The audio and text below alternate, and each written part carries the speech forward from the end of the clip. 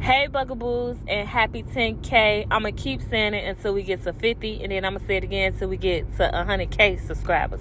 But happy 10K subscribers. Welcome to all who's new. I started my channel doing Wax Chronicle videos, so we're going to keep the Wax Chronicle videos going.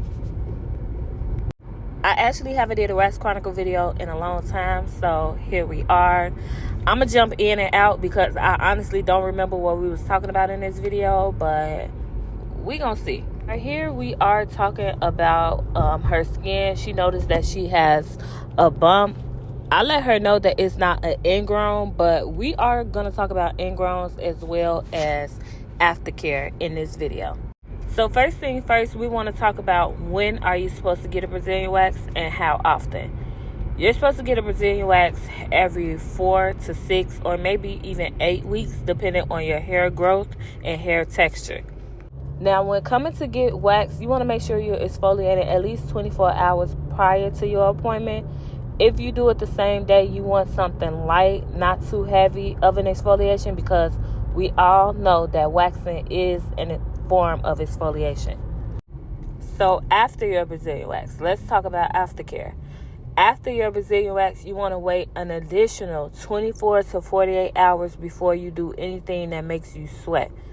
So saunas, gyms, intercourse, avoid wearing tight clothes 24 to 48 hours after your wax. You want to let the area breathe as much as possible.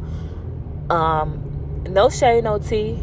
I don't understand why, as women, we are going to sleep with underwears on if we are not on our menstrual cycle. The area needs to breathe for the next 24 to 48 hours. Forms of exfoliation. We have chemical and manual. Chemicals are, let's say, topicals, roll-on, PFB Vanish. Those are chemicals. Manuals are exfoliating gloves, exfoliating towels, and scrubs. So we talked about the what. Let's talk about when to exfoliate.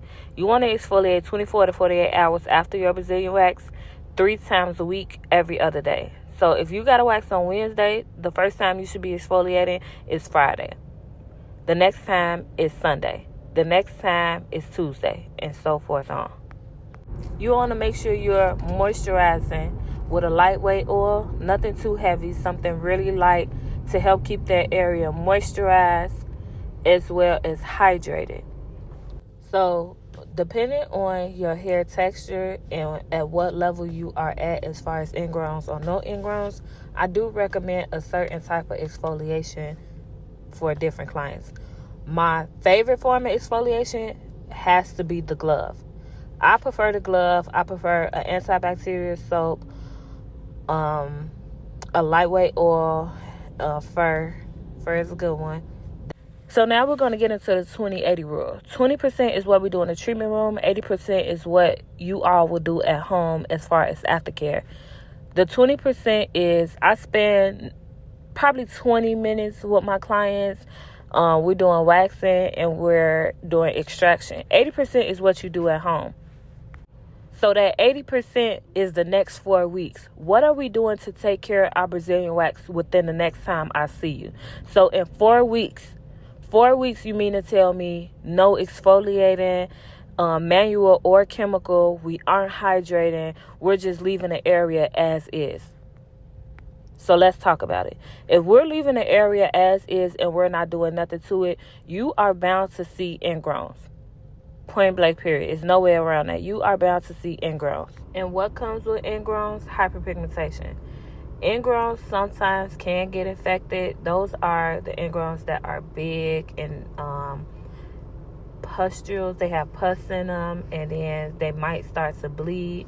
Those are the ingrowns that I'm going to just go out on a limb and say 9 times out of 10 the client was messing with it, or it got irritated and then it got infected. It's not bad, but you know, it does get irritating, like to have a big ingrown on your vagina. And another thing I forgot to mention is hydration and our water intake. Your water intake does play a big part as far as hydrating that skin. Hydrating the skin on any part of your body. And one more thing, because I know this might go over a lot of people's head. Some people are just prone to ingrowns, and there's nothing we could do about it. Like, there are people who are prone to ingrowns, literally prone to ingrowns.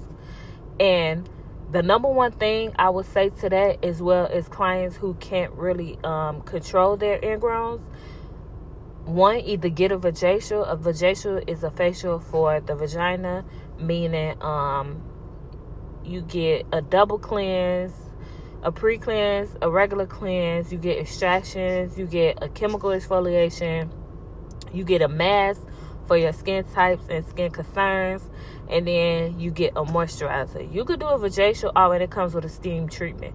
You can get a vajacial, or I like to recommend my clients skip a month.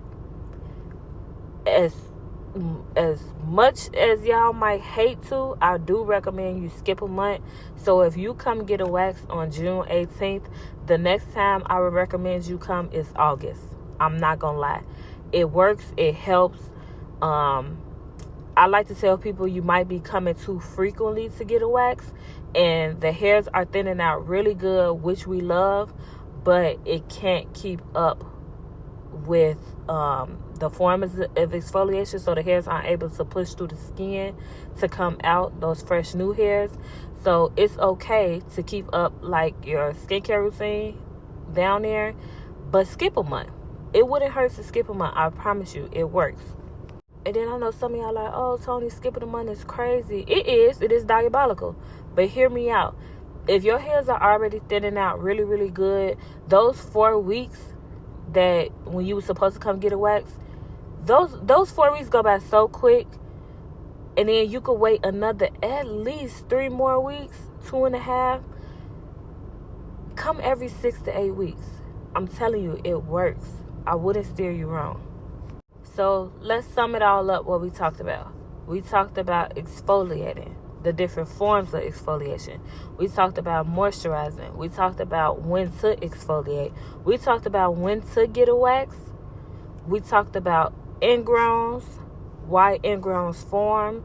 We talked about the 20-80 rule. We talked about hydrating the skin. We talked about a lot in the last 8 minutes.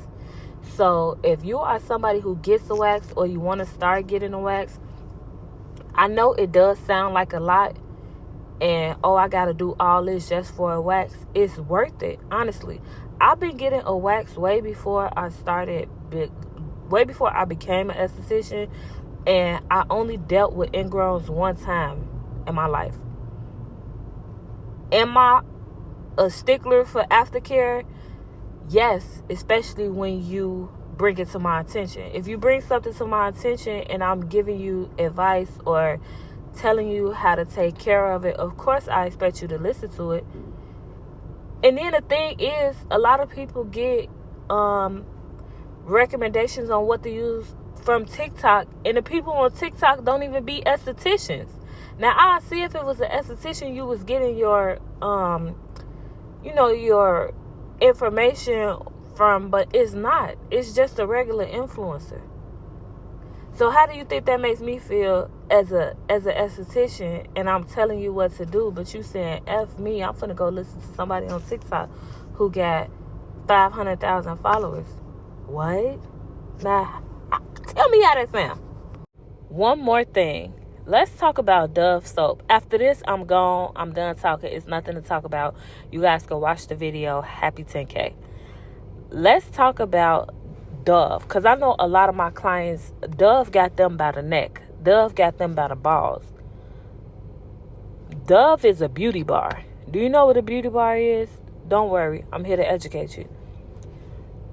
A beauty bar is basically like a top coat.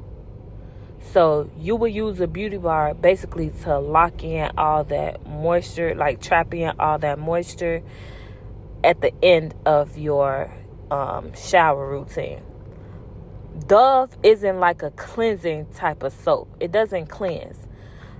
Dove leaves a white film, like a clear film, clear or white film on top of the body, which makes it very hard for your hairs to push through those skin. You need a good antibacterial soap to help cleanse the body with. And then use a shower oil. Y'all know about shower oils? Use a shower oil over your body. See, I exfoliate my whole body. I don't use Dove. I use Ivory. If you know, you know. Real old school. Antibacterial soap is good for the body. It might dry you out, but it's not the soap drying you out. Hear me out. It's y'all got the water on hell. Turn the shower water down, ladies. That's why it's so hot. That's why you're drying your skin out. You're messing up your skin barrier. Throw the Dove in the trash. Let's break the chains of Dove. I'm done talking. I hope Dove don't see this. If you ever want to do a sponsorship, let me know. JK. This is not a Dove hate train. I'm just letting you know, if you are someone who suffers from ingrown, Dove will not help. It will do nothing for you. It'll only make it worse. Love you guys. Have a safe day. Happy Monday. Don't forget to like, comment, and subscribe to my channel. Thank you all for the last, how long I had this channel? 1.5 years. And thank you all to my 13,000 people who decided to follow me, like, and comment on my videos. I appreciate each and every one of you. If you have any questions, leave them down in the comment section below. I have an Amazon storefront. We're going to talk about it in the next video, but it's down in my description box.